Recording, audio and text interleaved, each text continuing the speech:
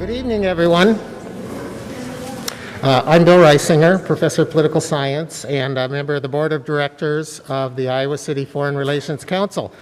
And I want to welcome you all to this special presentation on Gen Z and foreign policy, sponsored by the Iowa City Foreign Relations Council and the Department of Political Science. Thanks to everyone who is here in the auditorium tonight, and thanks to those who are joining us on City Channel 4's live stream. Thanks also to all the presenters. Before we begin, I want to draw your attention to the postcards that you should have received as you were coming in. Please scan the QR code on the back of the cards to be entered into a drawing for a free ICFRC t-shirt. We will be giving away several t-shirts with the slogan, "Connect locally, engage globally," and we'll inform you by email if you have won one. For those of you who are not members of ICFRC, you can join online at icfrc.org. This is the best way to stay informed about our international affairs programs and other special events that we have.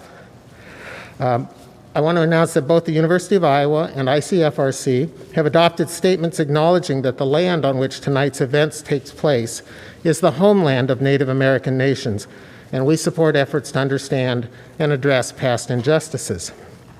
We thank City Channel 4 for their support in live streaming our events and for providing access to our programs, along with the U of I Library Archives. Also, I'd like to thank ICFRC's members, donors, and sponsors for their support, in particular Midwest One Bank, the University of Iowa International Programs, the U of I Public Policy Center, the Iowa Arts Council through the Iowa Department of Cultural Affairs, the UI Honors Program, the Stanley UI Foundation Support Organization, and also the UI Department of Political Science and its chair, Professor Lai, who's going to be leading the panel tonight. After the prepared remarks are finished, we will have an opportunity for a question and answer period. Those of you in the room, we have a microphone that will be brought to you. If you are watching this on the live stream, you can text any questions you would like asked to 319-600-2588. That's 319-600-2588. So you can text any questions you have, and we'll try to get those asked of the panelists at the end of the formal remarks. So with that, thank you again, and I'll turn it over to Professor Lai.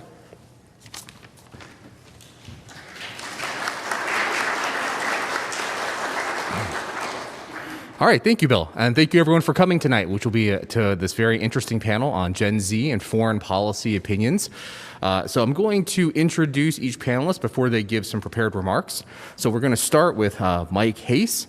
Mike has a BA from the University of Iowa, an MA from the University of Wisconsin, and a PhD from the University of Maryland. He had served as the Vice President for Entertainment Research and Communications at the Frank Magid Associates. While he was at Magid, he did both quantitative and qualitative research across the entire United States in a dozen foreign countries on a variety of television, news, and entertainment programming. Since retiring, he has returned to his roots in political science, where he got his various degrees, and he's been writing on generational change and its impact on society and politics. Mike is an expert on sort of the attitudes of different generations and comparing across them. And Mike is going to start with a sort of presentation he's put together examining Gen Z and their foreign policy attitudes. So I'm going to turn it over to Mike. Thank you, Brian. One quick kind of clerical question.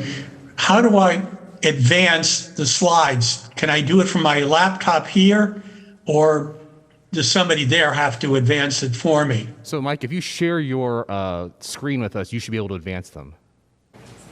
Great, thank you. First of all, I appreciate, sorry for that glitch, but I appreciate being asked for this, to participate in this event. This month actually, marks the 60th anniversary of my initial enrollment at the University of Iowa. And I can tell you that an event such as this and looking like this probably would not have existed back in 1961. First of all, obviously the technology didn't exist that would permit somebody across the country in Pasadena, California, to be speaking to an audience in Iowa City. But beyond that, the panel discussion itself would be entirely different. I am guessing that if there was even such a panel, given the teaching paradigm of that era, it would been very different. It was not a sharing kind of a situation. Basically, it was one way. Teachers, professors talked to students. Students may have been able to ask questions, but they certainly wouldn't have been active participants in an event like this in almost all certainty. In addition, the panelists would almost entirely, if not completely, been white, male, and Christian.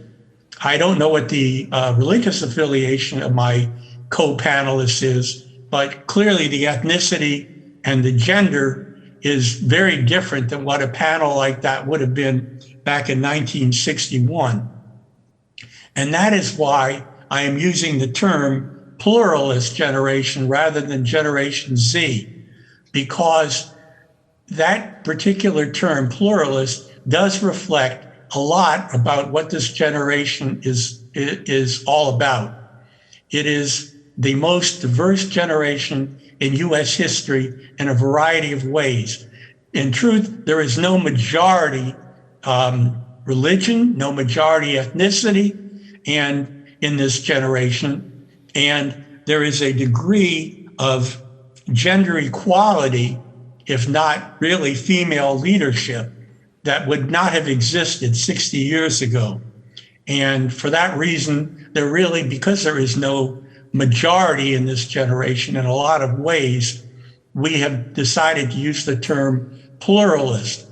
Now, this term may or may not stick, but it does make more sense in a logical way than simply going from one letter of the alphabet to another. Generation X doesn't necessarily refer to that letter in the alphabet, but it was actually about the 10th generation in American history. And because of the characteristics of that generation, that was really starting with a lot of challenges. The millennial generation is, rather than Generation Y, obviously makes sense because that was a generation that spanned the beginning of the new millennium. And at least we, my co-author and people that I've worked with, prefer pluralists. Whether that name will stick, I can guarantee you that at some point it will be something other than Generation Z. And with that in mind, I'll turn to what the characteristics of this generation are. First of all, you can see that the population of current generations has varied over time. Obviously, on the right side of the graph, mortality is taking its toll, and the older generations, the silent generation, of which I am a member, and the GI generation, the greatest generation, are beginning to leave this earth. And so that will account for some of the small size in that generation. But with the younger generations, you can see that some are bigger and some are smaller. Generations are not all of the same size in terms of their numbers for a variety of reasons. For one thing, people in different generational eras, different eras of history, have somewhat different attitudes toward children and family formation. When I wrote, co-authored our first books, we used as an example popular culture.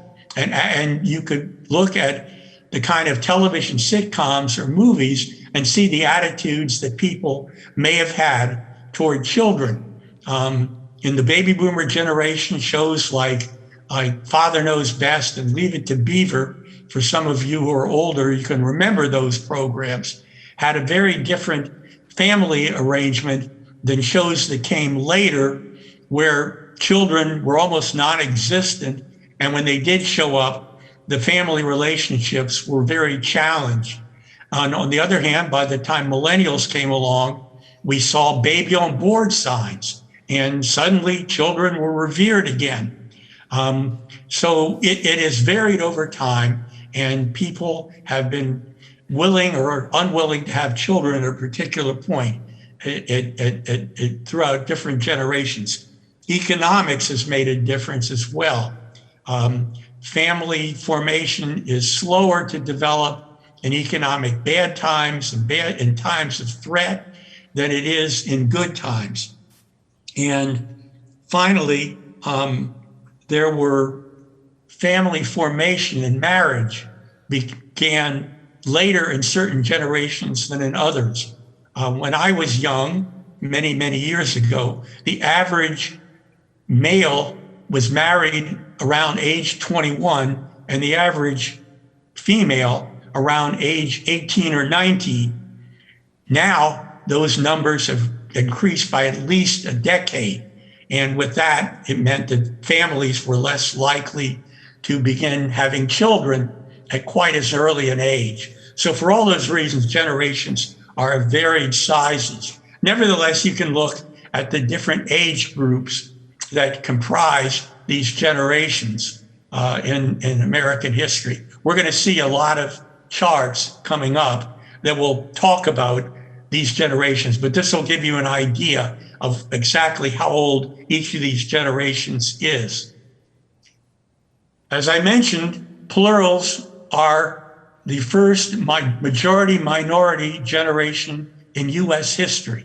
There is no ethnic majority in this generation. It is true that a plurality of the generation is white, but a majority is either Latino or African American or Asian or of some other ethnicity. And increasingly, as you go up the age spectrum, you can see that older generations were far more white than they are now. When I came to Iowa, about 9 out of 10 people in that generation across the country were white. Relatively few Hispanics or Asians in the United States at that point.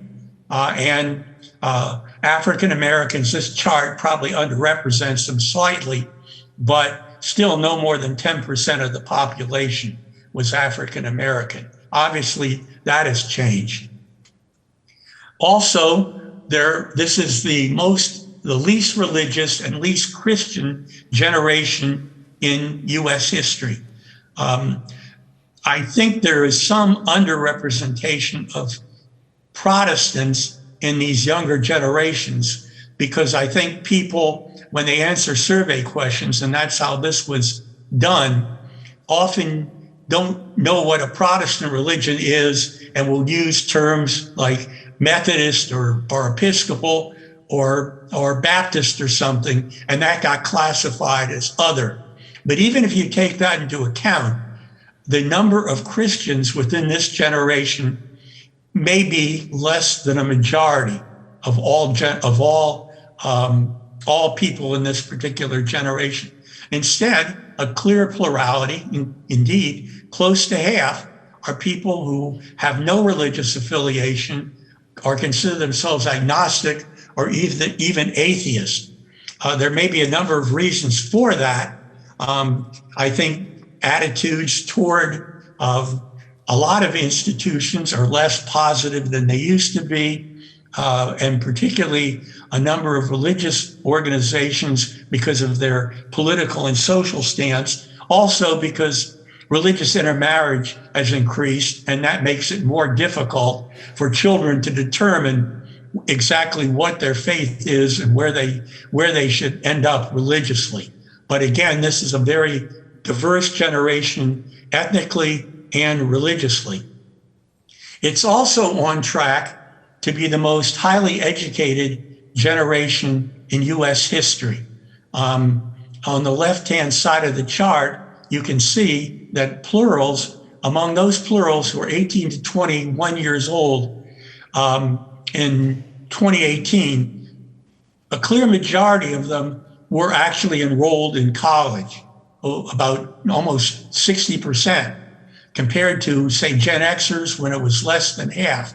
They also came, in particular, from parents who also were college graduates. Nearly half of Plurals parents are college graduates, hold at least a bachelor's degree. At least one parent in the family holds at least a bachelor's degree. And so this generation is increasingly educated compared to other generations that, at least in terms of formal education, the generations that preceded it. Plurals, like millennials, tend to be solidly identified as Democrats. The question was asked, in politics, do you consider yourself to be a Democrat, an independent, or Republican?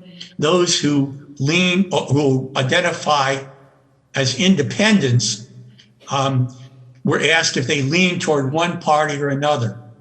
And you can see the majority of both Plurals and millennials call themselves Democrats, or at least lean to the party, and less than a third consider themselves to be Republican. When you go up the age spectrum, you can see that Republican affiliation increases substantially. The baby boomers are interesting because they are almost evenly divided between Democrats and Republicans, and have been really since the generation was young. The generation had a reputation of being radical because of student demonstrations back in the 1960s. But in fact, even then, about half of boomers called themselves Democrats and half Republicans. Once these attitudes were formed, really for pretty much all generations, those attitudes, those party affiliations are likely to stick. But clearly, the two youngest generations are at this point at least about 1.5 to 1 Democrat over Republican. Plurals also tilt left of center. Plurals and millennials are in fact the first two generations since the GI generation, the greatest generation, the FDR Depression generation, where actually more people are willing to consider themselves to be liberals or left of center than conservative. This is a pattern where conservative affiliation, a conservative identification has existed, at least for a plurality, since probably the era of Jimmy Carter and Ronald Reagan, and has persisted ever since then. The term moderate is also interesting. Most moderates, the majority, are in fact Democrats who find it maybe a little disconcerting to call themselves liberal. But about 60% of them are actually, in fact, people who identify as Democrats. So again, this is a generation unlike at least the three older generations that preceded it, that is far more left of center than right of, or at least somewhat more left of center than right of center. This particular table I find particularly interesting because plurals, like millennials, do reject the idea of American exceptionalism, the belief that somehow the United States is greater or better than any other country. This is a question that was asked by the Pew Research Center in 2019. And people were given the option of saying, responding, is the United States better than all other countries in the world? Or is the United States one of the best countries along with others? Or in fact, are there some countries better than the United States? And you can see for the older generations, particularly for, again, the silent generation, you can see that half, or at least half, or certainly far more, were willing to consider themselves American exceptionalists, believing that the US is better than all other countries, then certainly reject the idea that there could be many countries better than the US. But among millennials and plurals, in fact, about twice as many people, if they're willing to go to one side or the other, are in fact willing to say that there are countries better than the United States. Why they should be, perhaps ethnic diversity, perhaps the kind of policies the United States has followed in a variety of ways. But in any case, there is a pretty clear rejection of the notion of American exceptionalism among this generation, plurals, and the immediately older one, millennials. Younger generations have distinctive foreign policy priorities. This is a list. If you look down the left-hand column, this was a list, among others, that was given to people and asked for people that respondents were asked in this particular survey to indicate the importance, the great importance of each of these issues.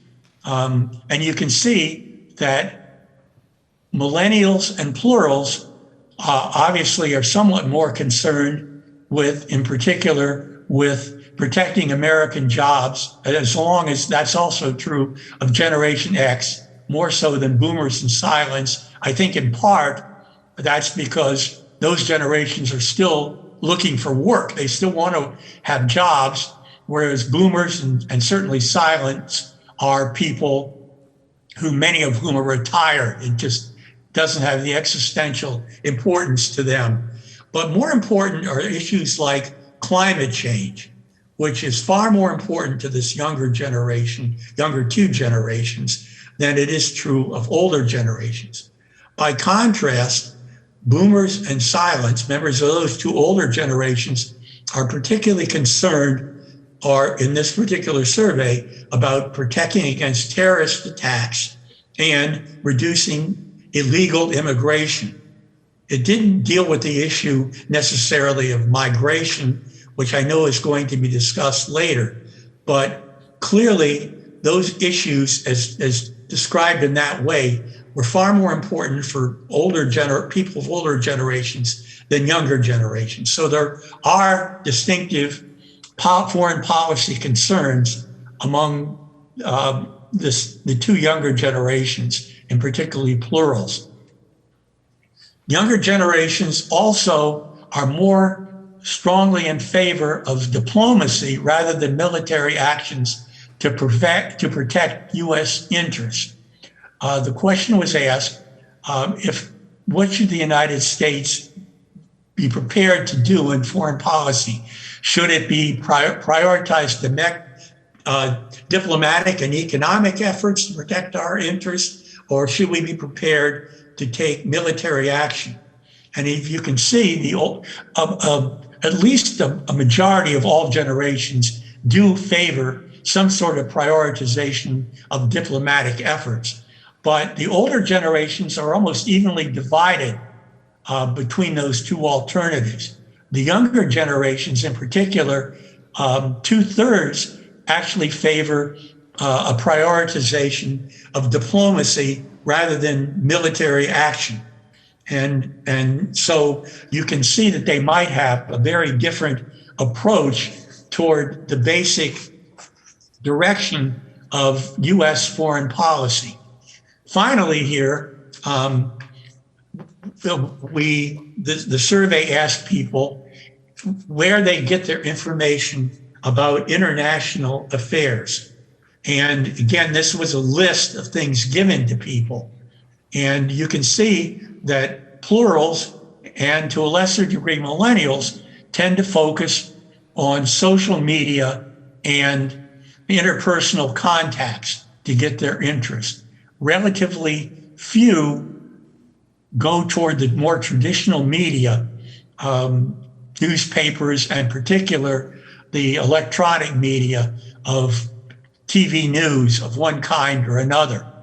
By contrast, the older generations, boomers and members of the silent generation, are still to a large degree relying on the more traditional means of gaining information.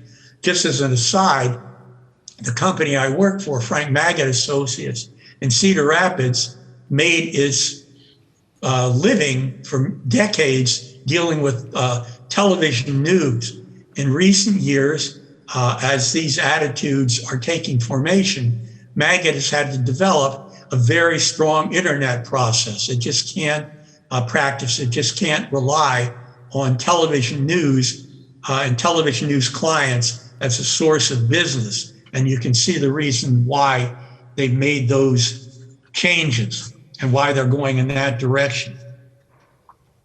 And so I think you can see that, and that all of this may suggest a possible divergence or change, realignment of the paradigm of American foreign policy of interventionism, of internationalism, that has really been the forte and the chief direction of American foreign policy since the mid to late 1940s.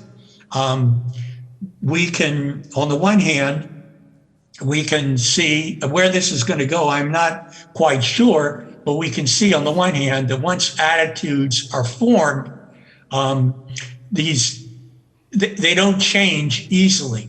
So it may be that as plurals and millennials in the future are making foreign policy decisions, the country may go in a very different direction. On the other hand, I will conclude by saying that sometimes events can overtake even some of these youthful attitudes. And if you don't mind, I am going to read a brief citation from the first of the books I co-authored that mentions Iowa's very own Niall Kinnock, who expressed the kind of foreign policy beliefs of his generation, which was the GI or greatest generation. As many of you know, Kinnock was the only Iowa football player to ever win the Heisman Trophy. And in 1939, the year he won, which was also the year that World War II began, during his acceptance speech, Kinnock made the following statement: "I thank God I was warring on the gridirons of the Midwest and not the battlefields of Europe. I can speak confidently and positively that the players of this country would much rather struggle to fight to win the Heisman Award than the Croix de Guerre." Just 2 years later, as the Nazis had taken over much of Europe and the Japanese imperialists had gained a huge foothold throughout much of Asia, Kinnock changed his point of view. He skipped going to law school and decided to enlist in the Naval Reserve and was actually activated 4 days before the attack on Pearl Harbor. When he did this, he wrote a note or a letter to his family in which he explained his feelings. He said, "There is no reason in the world why we shouldn't fight for the preservation of a chance to live freely. No reason why we shouldn't suffer to uphold that which we want to endure. May God give me the courage to do my duty and not falter."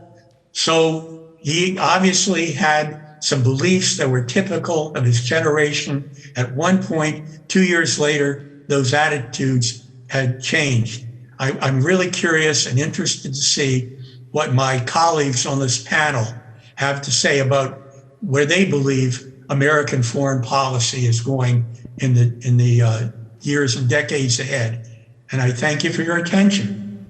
All right, thank you, Mike.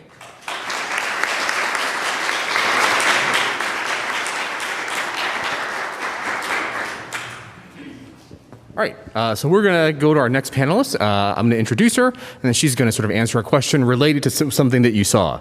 So our next panelist is Amna Haider. Amna is a senior. She's double majoring in international relations and philosophy and receiving a human rights certificate. She's the resident assistant at the Political Matters Living Learning Community, which some residents are here tonight. She serves as an honors writing fellow. She's on the University Lecture Committee, and she is the founder and president of the New Peace Activism Student Organization, Piece by Piece. She also is an intern at the Iowa City Foreign Relations Council.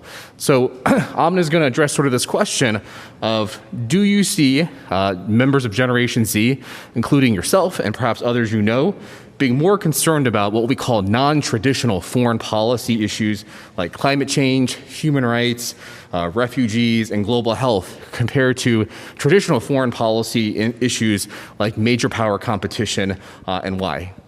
Sure. Is this working? Can everybody hear me? Great. So thank you all for having me here tonight. It's a pleasure to be invited, and I hope what I say could resonate maybe with the younger faces I see here tonight. To answer your question in short, yes, I do think that we look through foreign policy and think about it differently compared to the traditional notions of foreign policy thinking, like great power competition.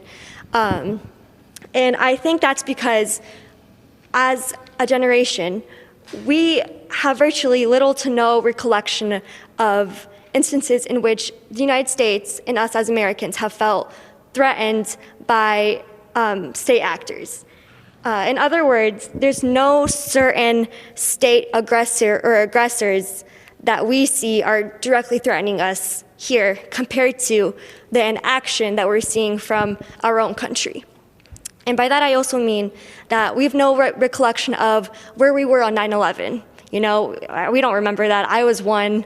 People over here younger than me probably weren't even born yet.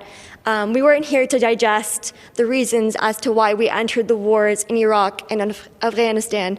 And rather, we've actually seen the consequences of these wars. And I would even say that they are disastrous consequences, which is why we've looked at it not in terms of, you know, these people are attacking us and threatening our interests, but rather we are in these places for reasons that might not make a lot of sense. And I think that's why I think we've looked inwardly at our own actions and the actions of other countries as they relate to mass violations of human rights, what we're doing to stop these violations of human rights, and to stop these instances of state violence like war or even inaction towards climate change. On that note, I believe that we focused less on great power competition. You know, we're focusing less on who's triumphant, who is on top of the world order, who's lower than us in terms of world order. We're not focused on an us versus them competition or mindset, but rather we have a mindset of what states are against human rights and humans around the world, including us, and who is not against us. And I don't mean it, and now this might be comparable to how older generations might think of it through ideologies and economic systems, like, you know, the East, Russia, for example, states like Russia, China, they might, you know, have systems like communism, and other states that might be against, you know, our notion of human rights. But I don't think our generation thinks of it that way. I think that we've been exposed to specific instances of state violence that aren't at the fault of these economic systems, but rather at the fault of government actions. And by that I mean, so for example, instead of looking at China extending its communist influence abroad, we're not looking at it in that lens. Rather, we're looking at it in the way of China is persecuting and ethnically cleansing Uyghur populations in its country. So the focus really is on human rights and what we're doing and what other states are doing to protect or even violate these human rights. It's not towards, you know, it's not like China is extending its influence and that's why we must counter it. Rather, it's how can we, and through our foreign policy, stop China from committing these human rights to its own people. And I think this leads to also an idea of state accountability. We like to keep our states accountable, including our own. We're focusing more towards what a country is doing, what it's acting, how it's acting, and how it is pursuing human rights advocacy. And when thinking about international human rights, I think that we think more towards things like climate change and the horsemen of the apocalypse, like, or, you know, apocalyptic concepts like climate change, poverty, and disease. We've noticed those, we've seen those, it's been happening right now, and we've been seeing those effects. We've been living through them as well. So I think that in terms of foreign policy, we look towards these non-human events and what we're doing to stop them. And that's precisely why I think, sorry, I lost my train of thought. And that's why we have such an, I think, an incentive to think more democratically or more towards the left, because it's more towards thinking about how we're going to divest from endless wars like in Iraq and Afghanistan, and more towards how we're going to stop these non-human monsters like climate change, like disease, and not looking at a state as, oh, this state is entirely a monster, you know, hurting its own people, but rather this instance of them hurting their own people. And on another note, I think in terms of climate change, that's become an important issue in foreign policy, just because as a younger generation, we have to face the fact that we will soon be living in a world completely affected by climate change and by the consequences of it. We're already seeing wildfires. We see things through TikToks, through Instagrams, through this evidence of our environment collapsing upon itself. And that's caused these impending feelings of doom, or feelings of impending doom, and that, again, affects us mentally, and it also makes it personal in a way. So I think, in general, I think we need to look, as a generation, we look more towards violations of human rights as it's manifested through these non-human actors like climate change and poverty and disease, like the pandemic, states in action towards these events, and instances of state violence, including persecution of specific communities around the world, and also, how states are contributing to universal crises like the refugee crisis, and wars that have been affecting us in terms of where our money is going, where our tax dollars are going, and how our human capital, how our human lives are being lost through these wars. Okay. That answers your question. Thank you. Go ahead, thank you.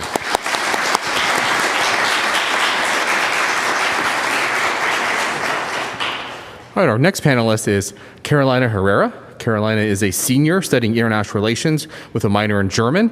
She has been very actively involved in the United Nations Organization of Iowa. She served as president, she served as a student advisor, and she served as Midwest Campus Fellow for the UN Association United States. She also was an intern at the Embassy of Mexico this past summer. And she also did a variety of positions during the last presidential election in the local Biden campaign.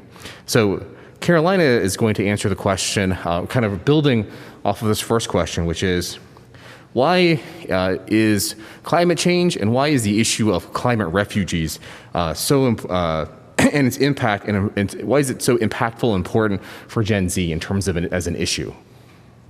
Hi, everyone. Thank you so much for being here, and I'm happy to be here.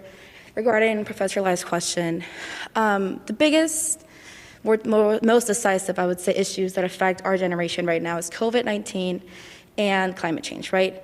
But what we often forget is that there's going to be this refugee crisis that emerged from the climate change that we're going to be living through. And so last year, for one of my classes, we were asked to pick a specific topic for one of our research classes. And my topic was about the influence of refugees on a country's economic growth. And so even though my research is focused on the 2015 Syrian refugee crisis, through that research, I learned what the next couple of decades are going to look like when it comes to refugee issues. And so the biggest, or I guess the most shocking statistic that I found was that by 2050, it is estimated that there's going to be 143 environmental refugees, specifically from countries in Latin America, it was Africa and Southeast Asia. And so this is going to create a global, or a number of global critical issues, right? We know that there's going to be people that are going to be forcibly displaced from their own countries and their own homes, I should say, especially because of natural disasters. We know that there's going to be competition for basic human needs like food, water, shelter. And we also know that this is going to affect a lot of countries' borders, especially the United States, countries in Europe, and a lot of countries who simply have never been affected by such refugee crisis and don't necessarily have the means to incorporate large masses of people in small amounts of time. And so this is going to be a test of international cooperation. And it's going to be really a challenge for our generation to try and incorporate all these different problems that are going to occur, right? There's different states, it's going to be different issues. But we also know that there's no legally binding framework that forces countries or states to prioritize this refugee crisis. And so there are some voluntary compacts, for example, the United Nations 2030 Sustainable Development Goals, which has been signed by 193 countries.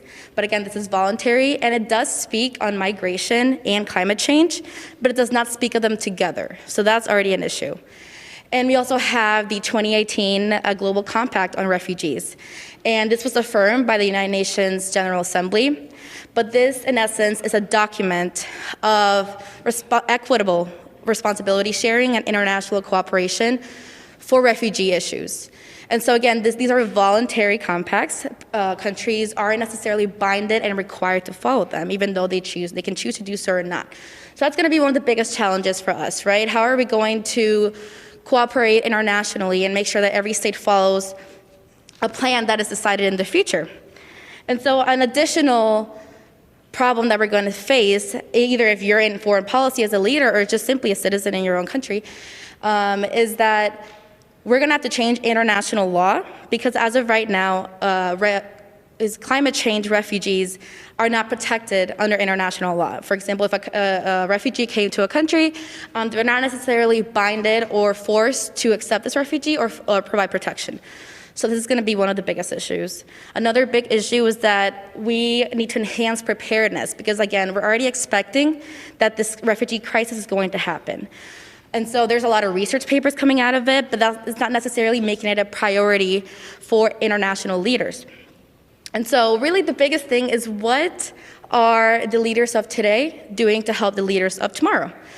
And in the end, it's really going to fall on the shoulders of our generation, the leaders of our generation, who we elect, to either, and the international community, I should say, to either find a solution, or I guess find a way to prepare ourselves for this refugee crisis, as well as trying to find a solution for the climate crisis. And if, when it comes to it, find a solution and work together to try and find basically a solution for both crises that we're going to see in our generation. I hope that answered their question. Yes, thank you.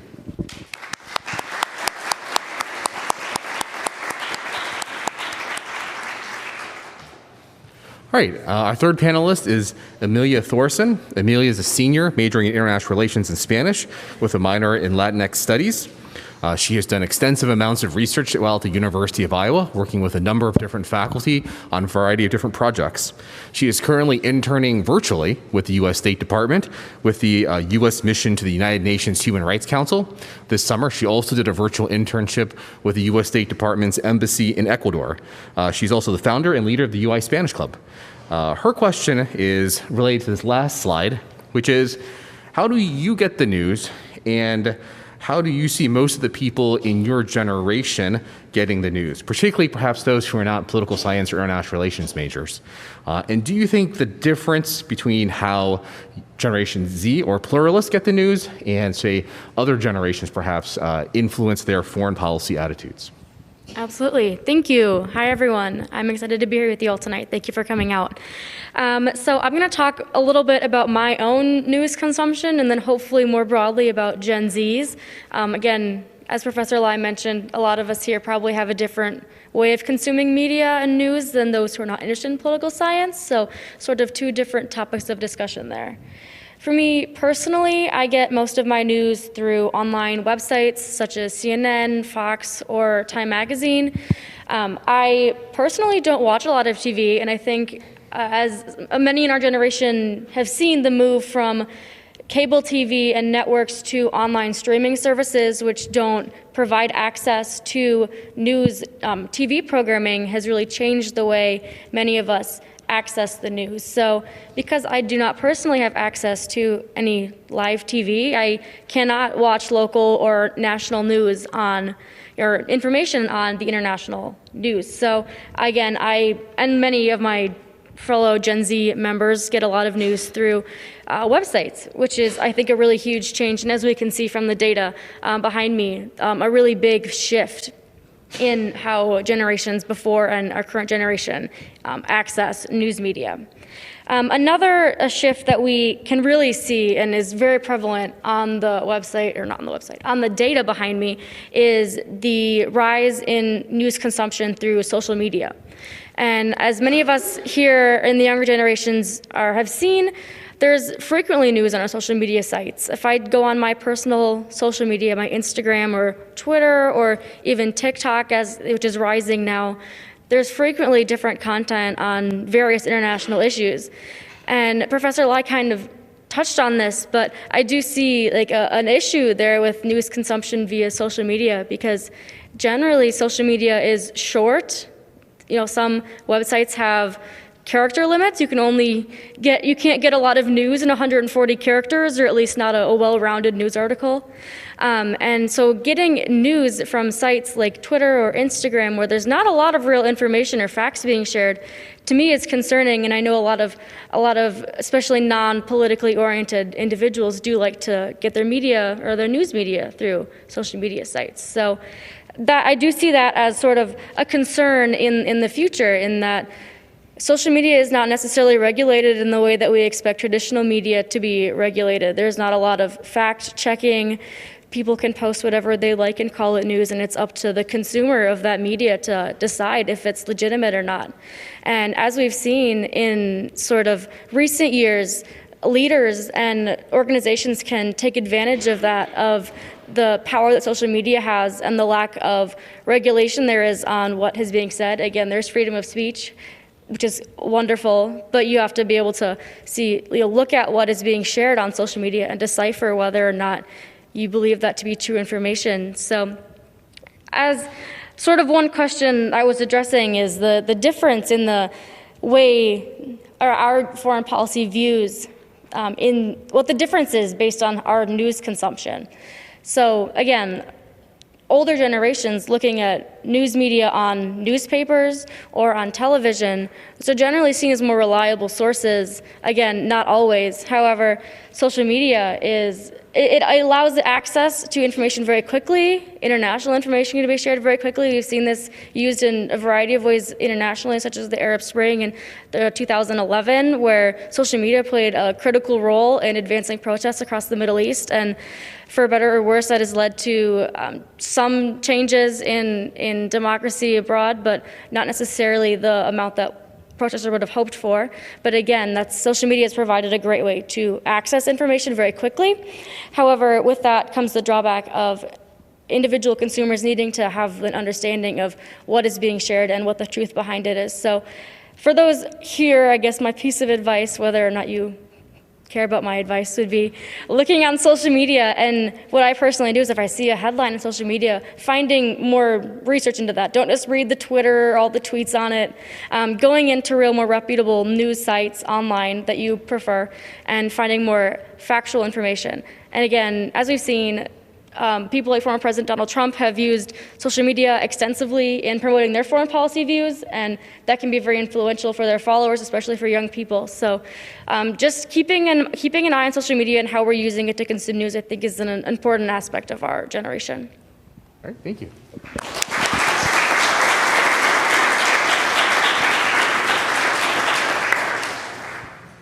So now is time for question and answer. And so, Bill, are you monitoring the online people tweet?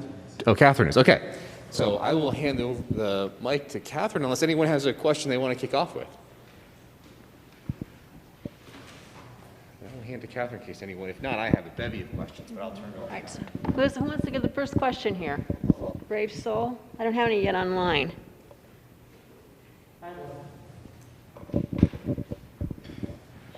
What's the dangers of picking a news preference, considering the consequences that come of certain news organizations?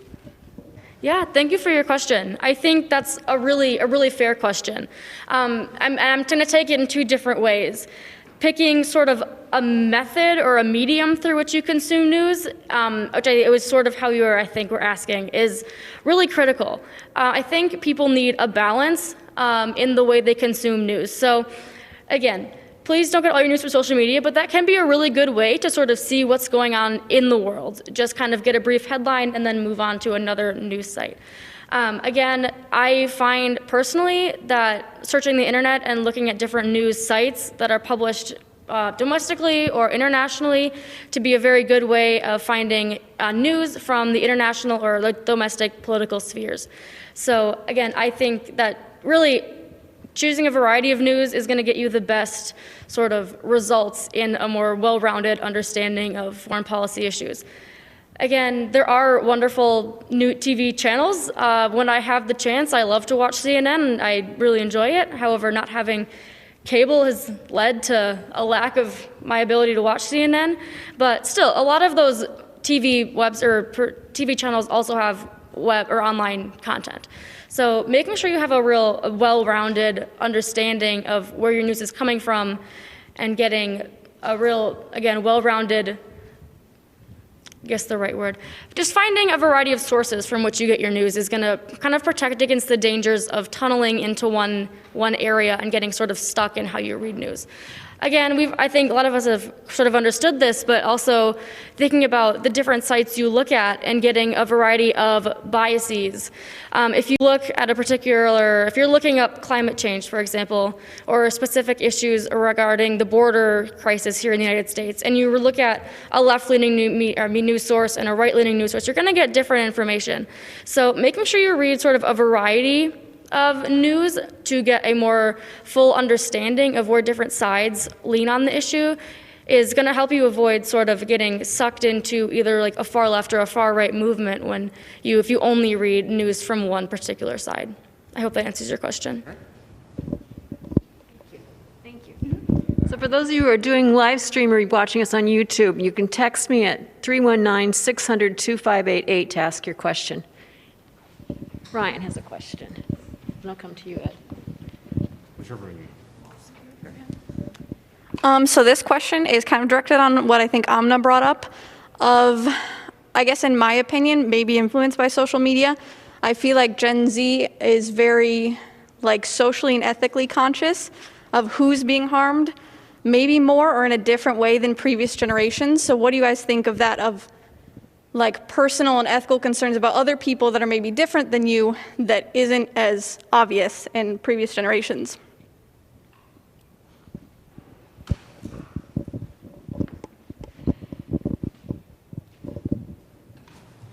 Yeah, so you're asking about, could you repeat the question again?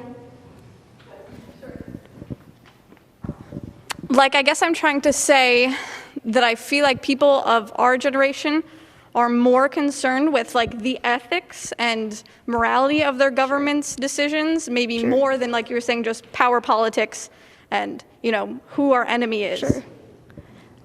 And so you're asking, I guess elaborate on that. Do you agree? What other areas do you think that this is relevant in? Oh, yeah. No, I totally agree. I mean, I think it's because I talked about this yesterday, actually, with my residents. Yesterday, we watched a documentary called 13th. Has anybody seen that? It's about domestic politics, but it's basically about prison reform.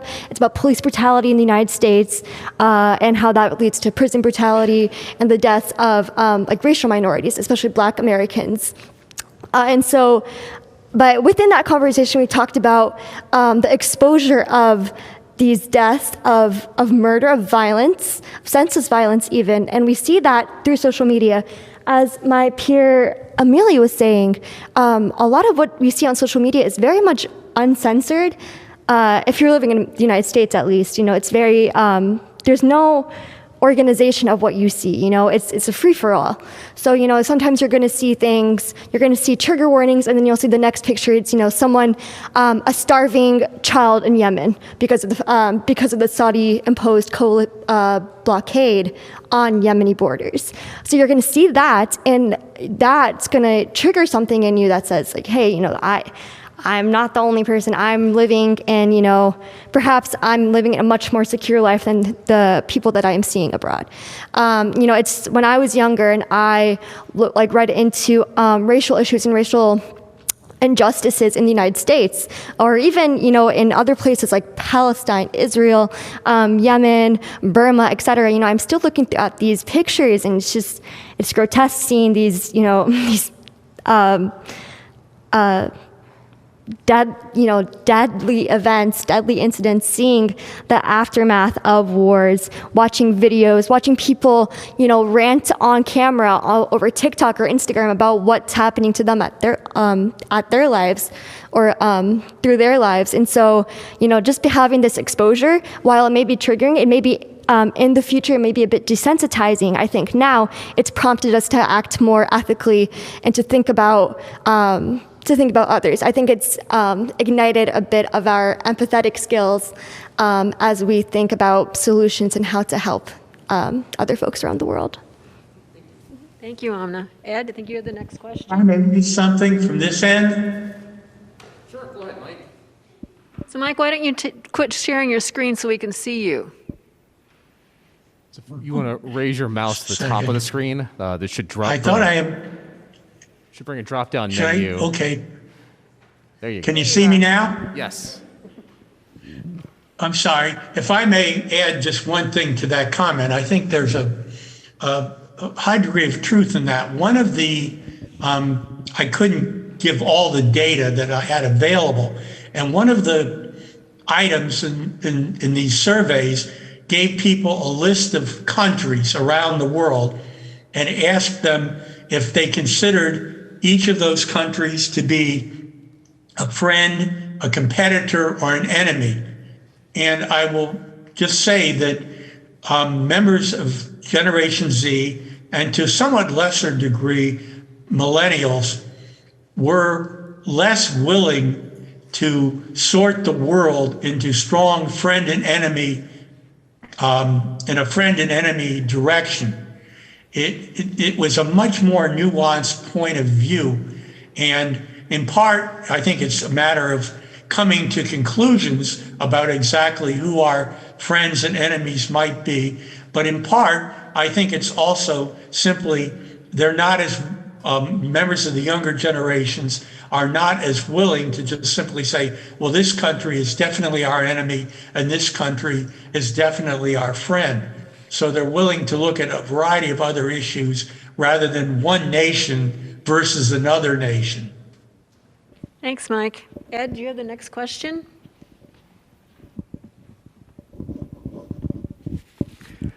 This could be for anybody. With the pluralistic generation being concerned about foreign policy, but what means does your generation or the millennials, what means do they exercise in order to influence foreign policy, other than voting? In other words, how many, what percent of Generation Z contact their senator or their representative or the president, as opposed to just sort of letting it go and maybe voting once every 2 or 4 years? I guess that's my question. Thanks, Ed. Did you hear the question? He wants to know how active your generation is in addressing issues in foreign policy.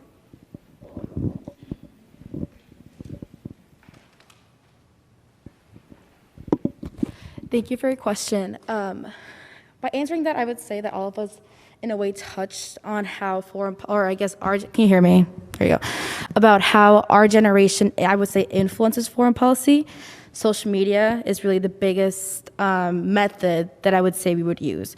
Also, I would say we're very outspoken. And so if we don't like something, we take it out to the streets and we make sure that our voices are heard. We use social media to contact our representatives. We're at the age where we can really tweet at the president. I did not like what you're doing in this country. I don't like what you're doing here.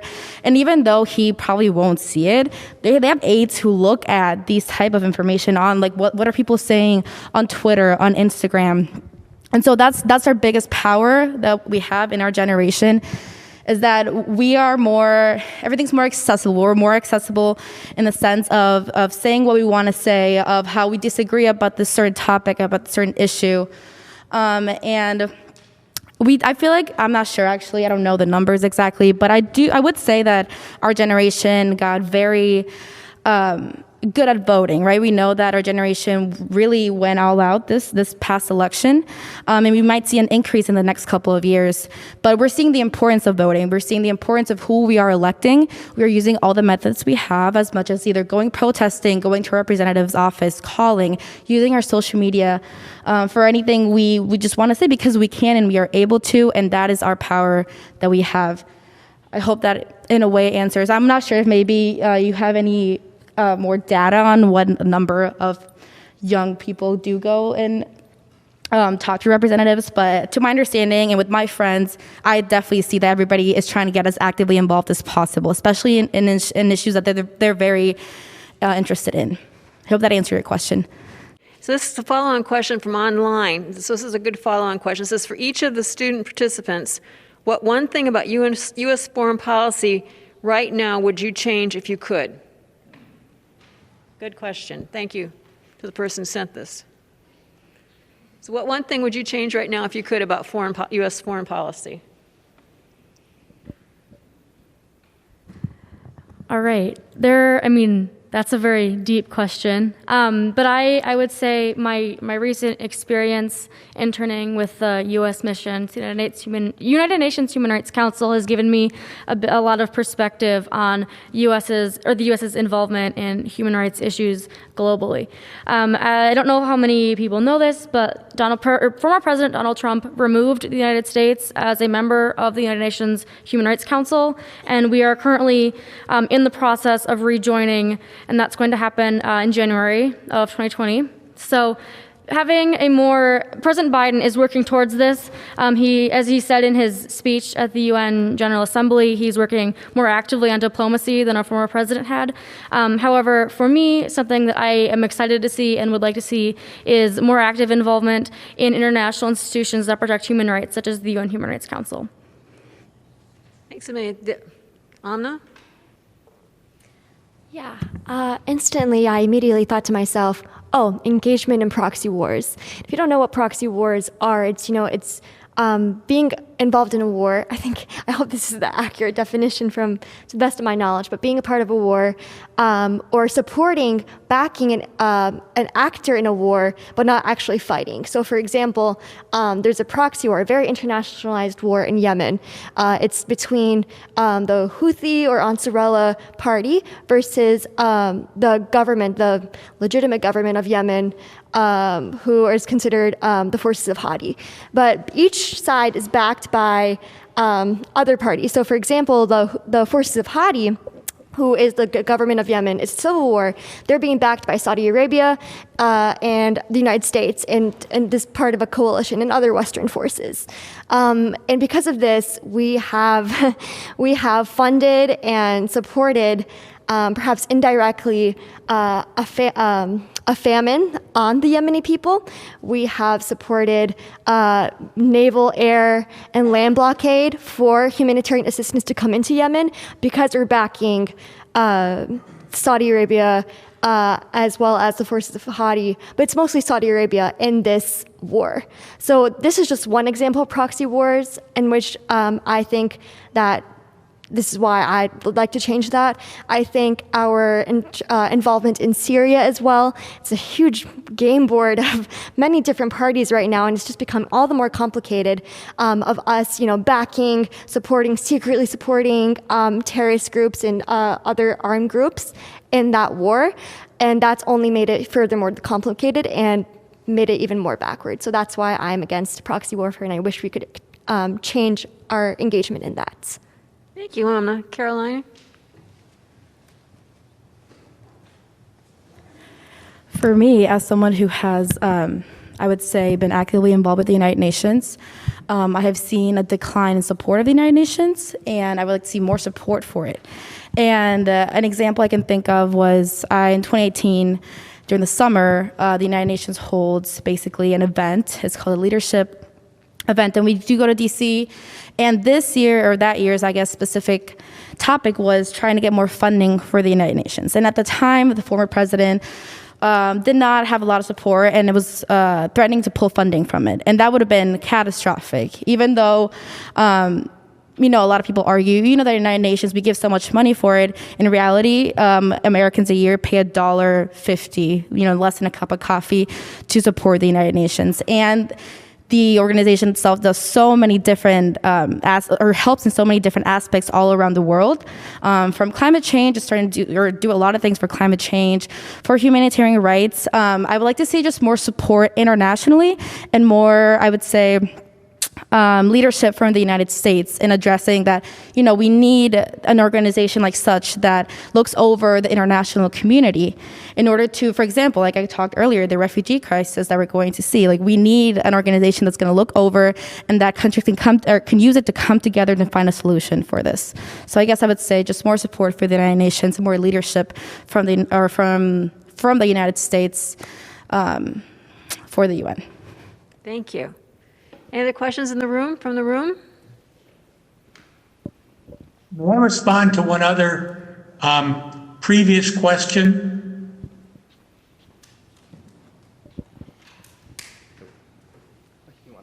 Which question, Mike? This was the one about participation, level of participation. Okay. Do you want to share some? Go ahead. Do you want to share some data? Go ahead. Yeah. Because it was asked, what did the data show on this? And it's interesting. Younger people, younger generations generally vote, for example, at a lower level than older generations. This has always been the case in survey research for a variety of reasons. Less involved in the community at a certain point, more mobile, finding it more difficult to register to vote. Having said that, however, the two youngest generations voted at a much higher level in the past, really since Barack Obama's election in 2008, have voted at a much higher level than previous younger generations have. So it's kind of a mixed bag. They are less likely to vote, for example, than older generations are, but they are more active than younger generations have been at the same stage in their lives. Also, we are seeing more evidence of direct action, not necessarily always in the foreign policy area, but clearly, even in the midst of a pandemic, the activities, the demonstrations after the George Floyd murder, where younger people were out in the streets at a level that we hadn't really seen for decades. So I think you could certainly argue that this generation, compared to earlier, younger generations, is more involved and more active. I think this will relate to what you were talking about. I don't want to mess up your name, the one on the right, but you talked a lot about human rights, but I feel like there's always this one human rights issue that never comes up. We never talk about, I think our generation just doesn't really care about women's rights abuses, gay rights abuses, and the abuse of religious minorities in Muslim countries in the Middle East. Like how in Iran, a woman can't even show her hair in public, or she can be jailed or even killed.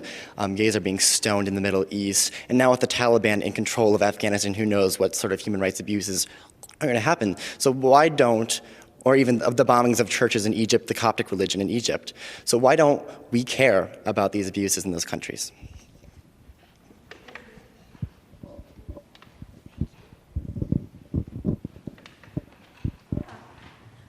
No, thank you for your passion towards these issues. I think they're just as important, and I think, we should care. We should be caring. I think instead of asking why don't we care, I think we should be asking what should we be doing to care? How do we effectively care? What is our action call? What is our call to protect those rights in those countries? Sure, we can extend our influence. We can help influence those kinds of systems, but do we do it through war? Do we do it through losing more lives, or what do you think would be the most effective solution in your eyes?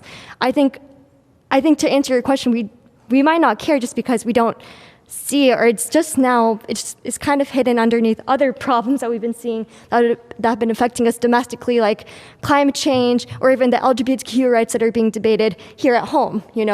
And while we should be able to multitask, I definitely agree. And I think the question is how we're going to care effectively. How do we show we care without investing in, the military actions, but also do it effectively to where we can see that change. So I don't know. I think we should care, and I hope people care. I hope that answers some of your question at least. I'd love to talk to you more about it. Yeah. Any other questions in the room?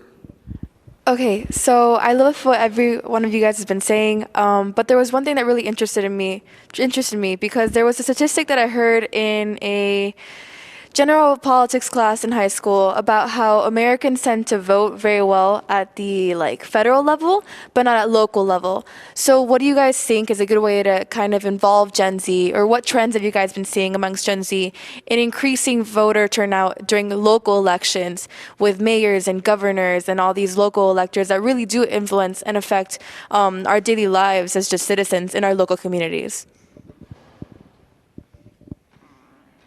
Who wants to take this one?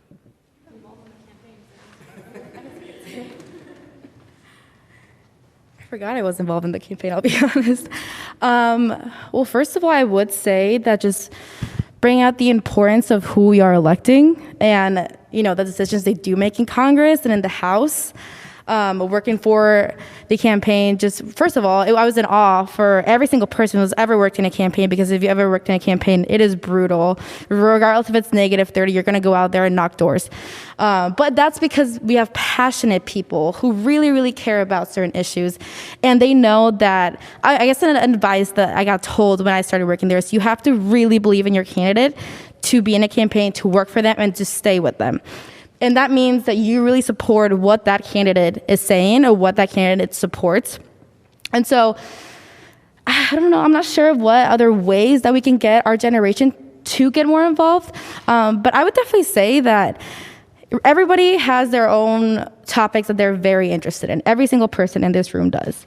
But if we can just remind people that it is really up who we elect, that we're going to see those changes, whether in our community or we're going to see it in the state, for example, or nationally, who we elect, who's going to be a representative. That all starts from local movements, from local campaigns.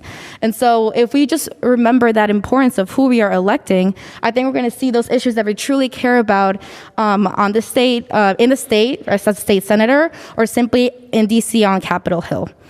I hope that's maybe, if anybody has any more suggestions, but I hope that's somewhat answered your question. China's a rising global superpower.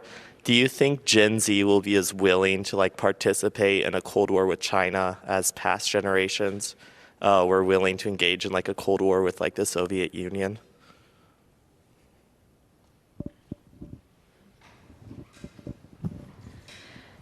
So again, this is sort of, as you said, a rising issue and something that our generation will very clearly have to get involved with as we sort of get into leadership positions. I don't see the United States getting involved in a Cold War with China. I believe that our generation tends to lean away from military action, and getting involved in sort of a Cold War is only one step away from getting involved in an active combat situation. And the Gen Z, as Dr. Hayes had said in previous slides, is leaning away from sort of military intervention in foreign countries. I personally see our generation as more cooperative than past generations. I think there's going to be more willingness to cooperate economically or politically with Chinese leaders instead of getting into sort of a military situation. That being said, there will always be tension in this relationship. There are, economic systems-wise, human rights-wise, there will be issues that will be contentious. However, I don't see the United States getting involved in a Cold War situation. Instead, more of a situation of cooperation. I have something really quick to add, just because I remember just recently discussing about this. This past summer, I was able to go to DC and speak with people who work on different sectors of the government. And China was the biggest thing that's talked about in DC right now. And it's going to be the biggest, another big issue that's going to happen in our generation. But I actually have maybe I would say that it kind of depends who's in charge at the moment, because the way that I understood it was there's two sides of what we're going to do with China. One of them is either, okay, we're going to take the military approach, or we're going to see if we can work with China to combat climate change, because we're going to need big power countries to come together to combat climate change. But that either comes from cooperation, and a lot of people see cooperation by losing things, or simply using the military route. So I think in the end, it really depends on who's going to be in charge at the time that this becomes a bigger issue than it already is, I would say. This is a good question, Joe. I think to answer, what would compel Gen Z if they could be compelled to join a Cold War with China, what do we learn about China that will get us to go to war? Like I said, I think, for example, the persecution of Uyghur Muslims in China, we've been seeing that on TikTok. It's been censored by TikTok because TikTok is, allegedly has roots to China. The Chinese government controls it according to, some theories, maybe conspiracies, I don't know. But what are we seeing that will compel us to go to action? Perhaps with grave violations of human rights by China. Maybe that will get us to go to war. Maybe an attack on China. Why would if we do what we did with China, like we did to Iraq and Afghanistan, why would we invest in that? Because we've seen Iraq and Afghanistan, we're still in those wars, we're still not in those wars, but we still see the consequences of those. What will get us to that? Well, maybe perhaps China attacks us first. I think that would compel us perhaps to go to war. I don't know, because that hasn't happened in my lifetime or in your lifetime, so we'll have to see. But so we have another question came online to a person in the audience. All right. My friend sent me one. She goes to George Washington University in DC. She heard about a panel and she wanted to ask a question, but she didn't know the number, so I'm going to read it. All right. As many of us know who are involved in politics, we see the biases that news sources have in our political perceptions. As we've seen, there can be problems when it comes to where we get our news sources from, especially from those on the extreme sides of the political spectrum. A previous example that we have seen is the perpetuation of what some call the big lie, in which following the election we saw news sources on the right, such as Fox, OAN, Newsmax, and even extremist groups such as QAnon pushing the narrative that Donald Trump indeed won the election, enough to ultimately result in what we saw on January 6th at the Capitol. How do you think we should, How do you think we should, as a generation, approach those who repeatedly echo the ideas of conspiracy theory and show them what they thought was right is really based in falsity, and they're actually being fed misinformation by those of whom they thought they could trust on news sources they watch and online as well?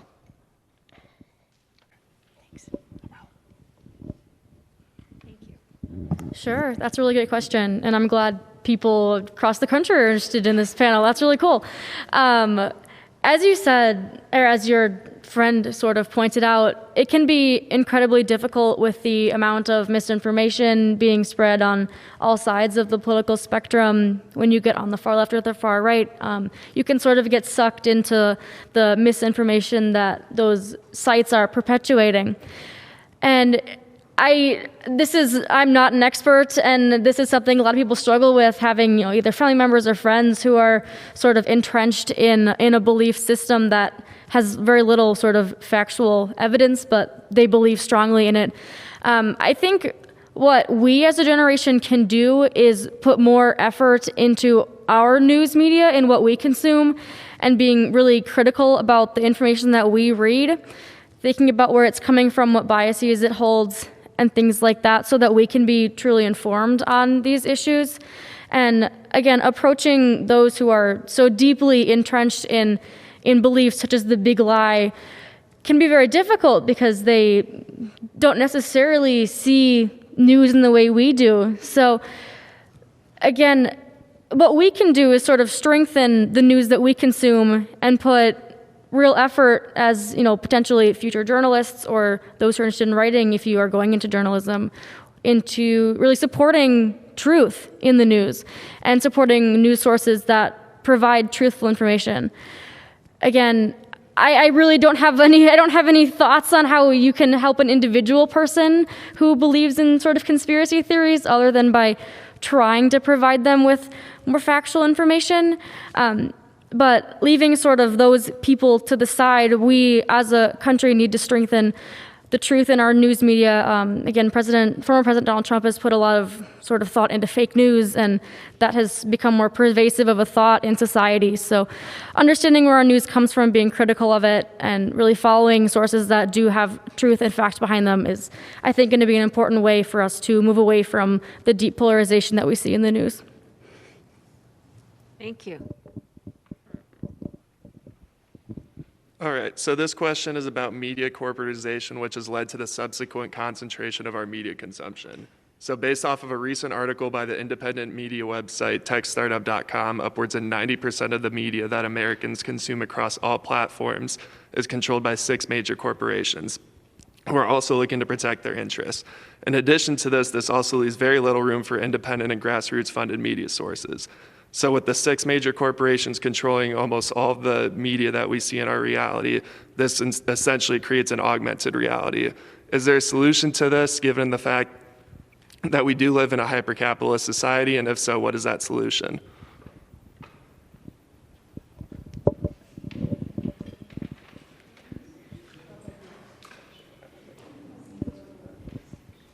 Do you have an answer for the question? Okay. Are you waiting did you for hear an the answer, question? or were you asking something? So to clarify, you're asking how can we navigate this world of, monopolized news? Is that what you're asking, for lack of a better word? Yeah. I've also read across on other articles that, and back in like 1983, there was upwards of 50 companies that controlled the vast majority of the news we consumed, and that has been concentrated down to just 6. Sure. So how do we combat this? Because there's essentially 6 major corporations that are feeding us the narratives and the information that creates our opinions and the way that our society is shaped to an extent. I see. I think this is a good question, and I think it's something we have to grapple with, considering that, there seems to be a dichotomy in the United States. It's like CNN or Fox, but maybe both are, and both are biased in some way, have some type of agenda. I learned in American foreign policy that news platforms often they set the agenda for foreign policy initiatives, and so which is why I think the important thing is to focus on stories, not reports. So, and I think that's why we see the social media becoming more and more powerful every day, and like why we're using it, because we see actual people reporting live, them being participants of history in the making, them reporting on their own stories, on their own lives, on what they're experiencing, what they're witnessing, rather than having a middleman like a news channel. So I think, by focusing more on, while, we have to be careful about what we see on social media, also emphasizing the good things about social media, like, let's turn to this person who is a journalist living in Iran, for example. What are they seeing there? What are they seeing in Afghanistan? What is perhaps a woman doing? Hearing about those experiences firsthand, supporting journalists abroad, in those endeavors rather than relying on journalists at home, which obviously support all journalists. But if we would try to navigate this and trying to go behind a conglomerate, focusing on those stories rather than those reports, and just by listening to what people have to say online based on their first perspective. Thank you, Amna. Amna sort of touched on this, but the first thing that I thought of was looking at international news. There are going to be news stations based out of every country in the world almost. So looking, for example, at Al Jazeera, which is going to have a very different bias or spin than any U.S. dominated company. It's going to give you a really more nuanced view of how, not just these 6 companies see news events, but how other international actors view them. And I think that's going to, in some ways, help break sort of this media monopoly, as you've mentioned, with these 6 countries. Or not countries, media corporations, sorry.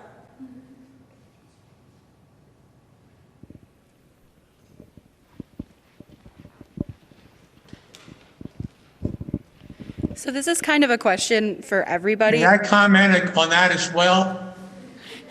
Go for it. Go for it, Mike. Go for it. Obviously, the statement is correct in the sense that there is huge concentration. When I first went to work for Frank Maggot Associates back in the early 1980s, most television stations were in fact locally owned. There were lots of locally owned newspapers, presumably a variety of different points of view. That clearly has changed, and it makes it more difficult for people to find a variety of sources of information. In addition, there was a doctrine which was called the Fairness Doctrine, which argued that maintained that since the airwaves were public property, that all sides or both sides of the political spectrum should be represented on various stories. It had to be presented fairly. We've pretty much gotten away from that. And so I do have to agree with the comments made here. I think people just have to search out a variety of different sources, probably online, but also a variety of media sources, of more mass media sources to find that information, because it is going to be very difficult on the existing media as they are to get a variety of points of view. It just has changed in that regard, and it probably makes it more difficult and behooves the individual to do more work on their own rather than simply relying on the traditional mass media to find news and information. Thanks. So I think just one more question, and then we'll be done for the night. So go ahead.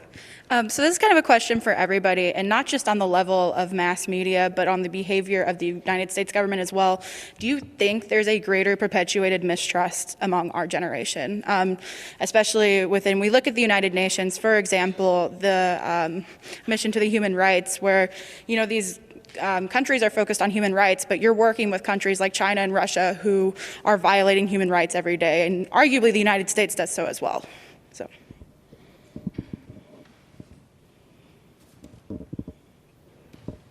I would definitely say that there's mistrust in our generation. And honestly, I think we should always check the media, like we've mentioned again, always make sure that we're getting information from a lot of places.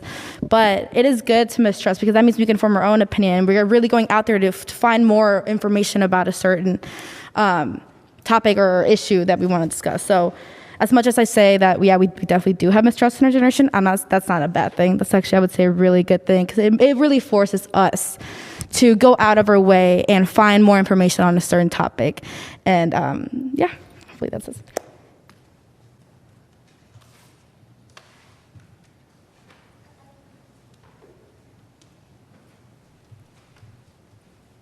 Oh yeah, I think there is quite a bit more mistrust.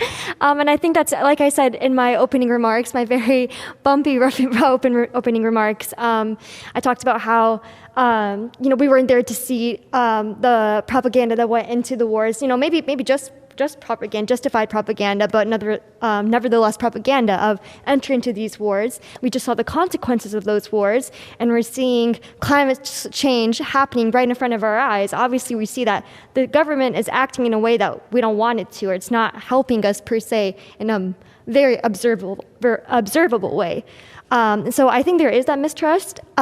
Granted, also considering the fact that other countries like China, like Russia, like Afghanistan, Taliban's Afghanistan, and Iran, they also commit human rights violations.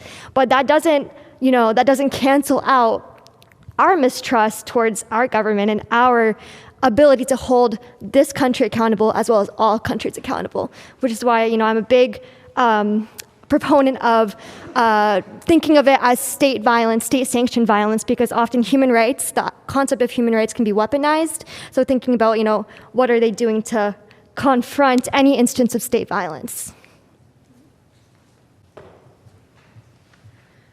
I will also add that I see a real importance in diplomacy, and our country has moved away from a lot of joint diplomatic efforts under President Trump's administration. He saw more of a zero-sum win-lose game in relations to other countries, whereas I think Gen Z sees a lot more cooperation.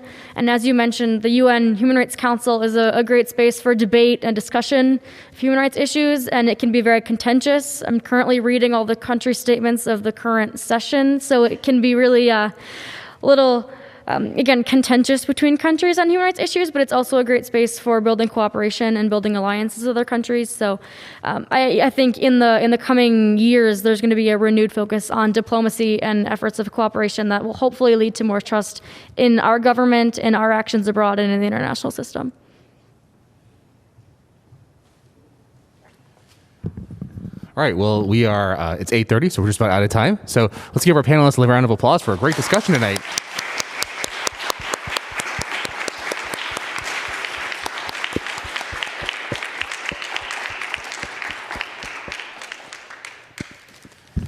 Thank you, everyone. And I wanted to also let you know that tomorrow the ICFRC is sponsoring a talk by retired Ambassador Charles Ray. He'll be talking about diversity and race in the U.S. State Department. I think it'll be very interesting. You can get the Zoom link by going to icfrc.org and registering there. And finally, as a way of thanking our presenters today, as the ICFRC likes to do, we have for each of them what we like to call our coveted ICFRC mug.